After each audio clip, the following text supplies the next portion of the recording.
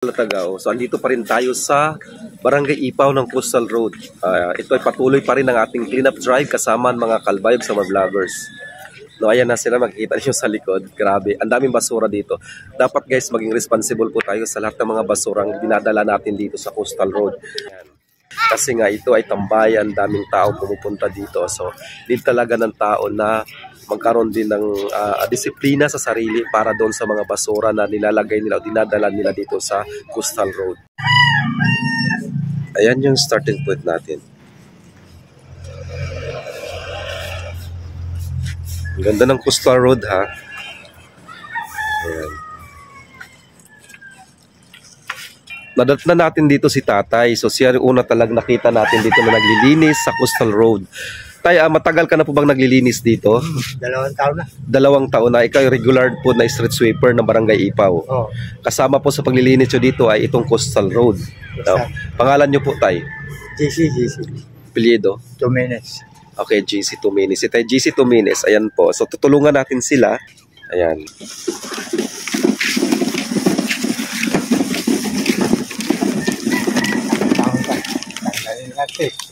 So, kita liwat ang sa imo la ito. Siya na abala na si tatay sa pangunguha ng basura. So tayo naman ay gagawa naman tayo ng parang para makahakot ng maraming basura. So sige tayo, lagay muna tayo. O sala yung mundara na silhig tayo? Sala.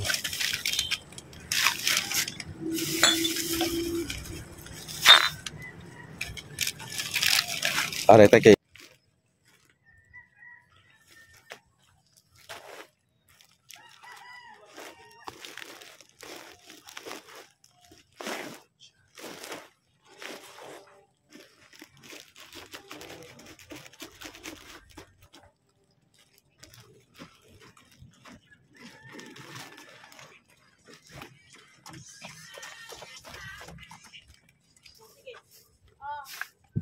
Dali ng mga basura. Dali na. So, kuwang kala, backup yan.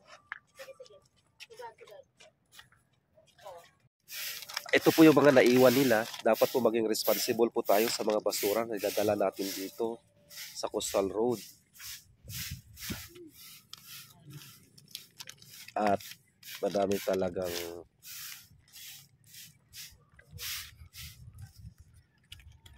good morning po. Ito na sila. Lagyan na natin.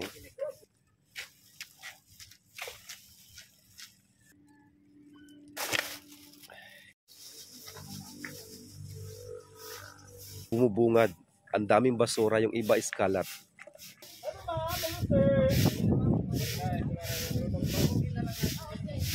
Huwag natin isala ang ating basura. Babalayan ni Chris TV.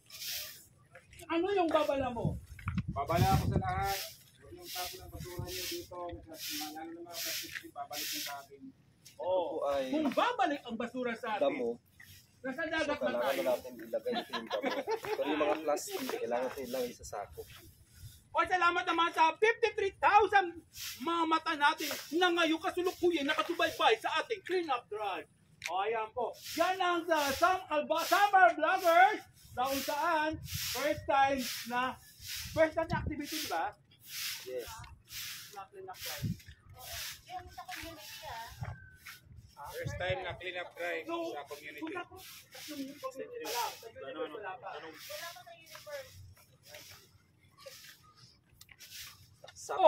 Sa 2,000 na community service. Bebelin ba? Nalipong na. Belgica, good morning Miss Calbayog. Tiroy Manolo. So yung mga Shout out street sweeper naman pala kan dito, Papa ang na dalawa Tomas Dida sa Dago Boxing ko din ako sa area na sa to, mayor sa kailangan City. talaga.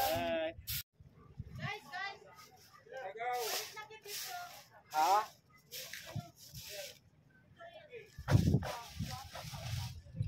Yeng.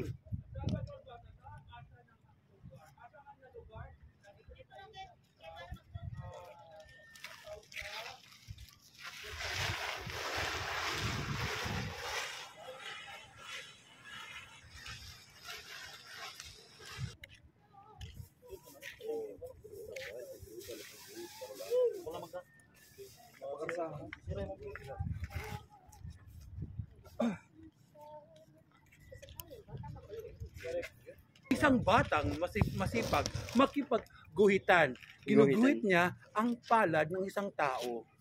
Hindi, painting talaga to siya. Palad ka Uy, tagpalat ngayon. Butiyak, bot. Pinanyayang baktak na tara. Nakinutak, hindi mga sinot.